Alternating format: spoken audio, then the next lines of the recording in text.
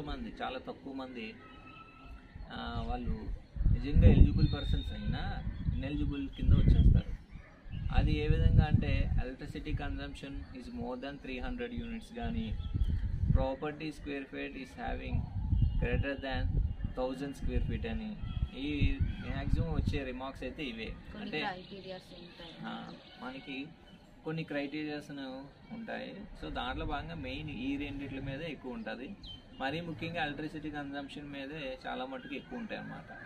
So దీనికి సంబంధించి ఏంటంటే మన ఎవరైతే తల్లి ఉంటారో, హౌస్ హోల్డ్ మ్యాపింగ్లో తండ్రి కూడా ఉంటాడు కదా, అతనికి సంబంధించిన ఆధారు ఎలక్ట్రిసిటీ మీటర్ దేనికో దానికి కనెక్షన్ ఉంటుంది కదా, లింకప్ ఉంటుంది కదా, ఆ లింకప్ అయిన మీటర్ కనెక్షను ఎన్ని యూనిట్స్ని కాల్చుతుంది అనేది నిర్ధారణ చేసుకోవాలి.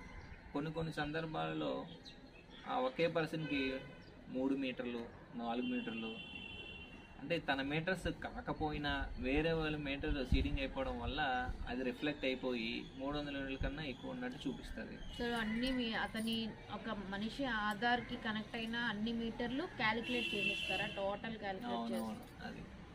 సో అందుకేంటంటే జాగ్రత్తగా మన ఆధార్కి ఎన్ని మీటర్ కనెక్షన్లు ఉన్నాయనేది ఒక సమగ్ర విచారణ చేసుకొని, ఒకవేళ అవి మనవి కావు అని మనం నిర్ధారణ చేసుకుంటే సచివాలయానికి వెళ్తే వాళ్ళు గ్రీవెన్స్ పెడతారన్నమాట, ఇవి మావి కావు అని.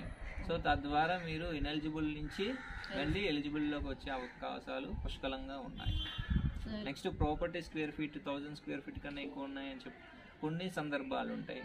అది కూడా చక్కగా మనం ఆధార్ సీడింగ్ అంటే ఎవరి తల్లి కానీ తండ్రి కానీ వేరే ప్రాపర్టీ తనది కాని ప్రాపర్టీ 1000 స్క్వేర్ ఫీట్ కన్నా ఎక్కువ ఉన్న ప్రాపర్టీ సీడింగ్ అయిపోయింది అనుకోండి, ఆధార్ లింకప్ అయిపోయింది అనుకోండి, అప్పుడు ఆ సమస్య వచ్చి ఇన్ఎలిజిబుల్లోకి వస్తారు. సో ఈ సమస్యను కూడా ఛేదించాలి అంటే సచివాలయంలోకి వెళ్ళి గ్రీవెన్స్ తగిన ఆధారాలతో గ్రీవెన్స్ పెట్టుకున్నట్లయితే మీరు మళ్ళీ ఇన్ఎలిజిబుల్ నుంచి ఎలిజిబుల్లోకి వచ్చి మీకు అమౌంట్ జమ చేయబడుతుంది.